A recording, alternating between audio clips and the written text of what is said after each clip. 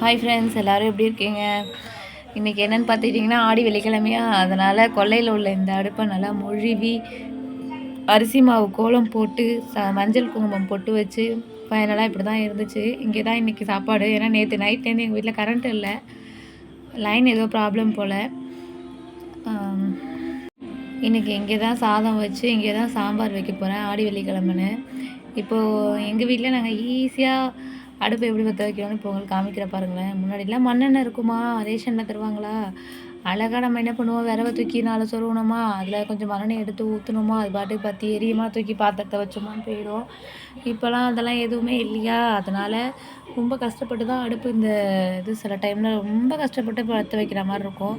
இப்போ கொஞ்சம் ஈஸியாக தான் இருக்கும். ஒரு பேப்பர் ஒன்று கொளுத்தி வச்சுட்டு கொஞ்சமாக ஓலையை தூக்கி உள்ளே வச்சுட்டு அதுக்கப்புறம் கொஞ்சம் கொஞ்சமாக சின்ன சின்ன விரவா உள்ளே வச்சேன்னா அது அழகாக பிடிச்சிக்கும். இது எங்கள் வீட்டு கொல்லை பின்னாடி உள்ள பேக்ரவுண்ட் பார்த்திங்கன்னா எப்படி செமையாக இருக்குன்னு, நல்லா க்ரீனாக பச்சை பச்சைன்னு இருக்குது பாருங்கள். எப்போவுமே காலைல எழுந்து வந்ததுமே இந்த இதை பார்க்கும்போது நல்லா மன அமைதியாக இருக்கும், அந்த க்ரீன் கலரை பார்க்கும்போது.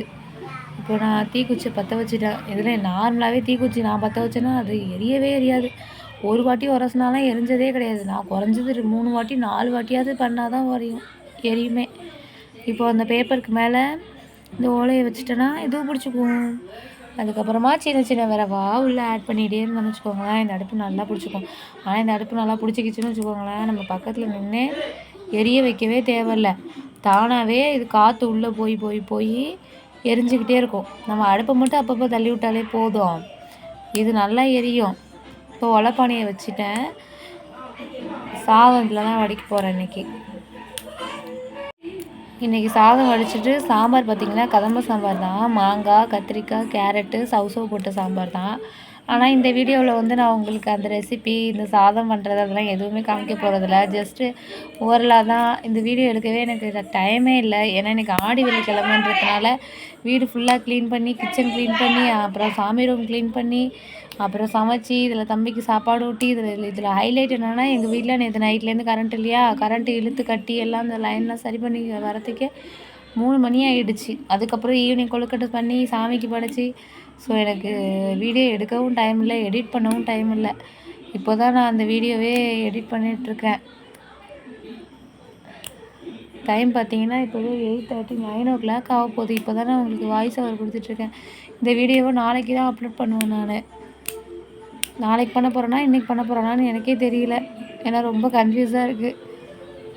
இப்போ பார்த்தீங்கன்னா நல்லா சின்ன சின்ன சின்ன வரவா இது கூட சேர்த்து வைக்கும்போது எப்படி நல்லா எரியுது பாருங்கள், கொஞ்சம் கொஞ்சமாக எரியும்.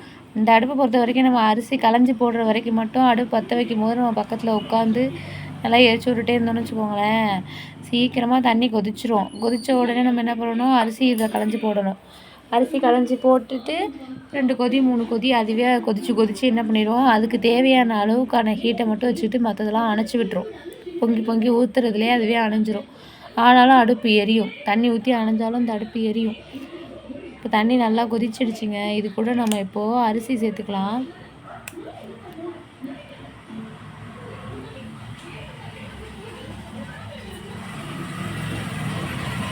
அரிசி வந்து நான் ஏற்கனவே களைஞ்சி பக்கத்தில் எடுத்துகிட்டு வந்து வச்சுட்டேன் வீடியோ ஸ்டார்ட் பண்ணும்போதே.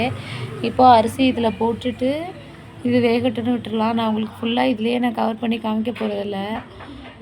சாதம் இப்போ பார்த்திங்கன்னா ஓரளவுக்கு வெந்துருச்சு. இதுக்கப்புறம் அடுப்பு ரொம்ப எரிய தேவையில்லை, அதில் கிடக்கிற நெருப்போட அனலே போதும், அந்த அனல்லே சாதம் வெந்துடும்.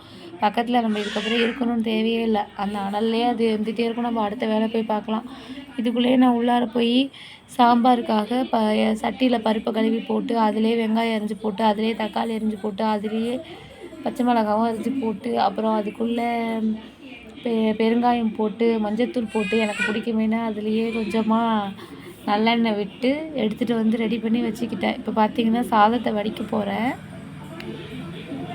இந்த மாதிரி சாதம் வடிக்கும் போது கொஞ்சம் கேர்ஃபுல்லாக வடிக்கணும். ஏன்னு கேட்டிங்கன்னா இந்த கஞ்சி கையில் ஊற்றிடுச்சுன்னா கை கொப்பளிச்சிடும், பார்த்து தான் வடிக்கணும்.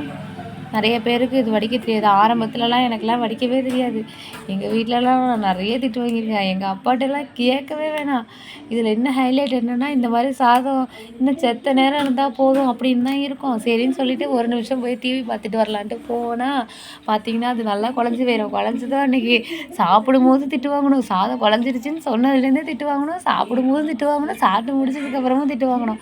இதில் வந்து மீன் குழம்பு, சிக்கன் குழம்பு, இந்த மாதிரி மட்டன் குழம்பு இந்த மாதிரிலாம் இருந்துருச்சு. அன்னைக்கு நான் தொலைஞ்சோன்னு அர்த்தம்.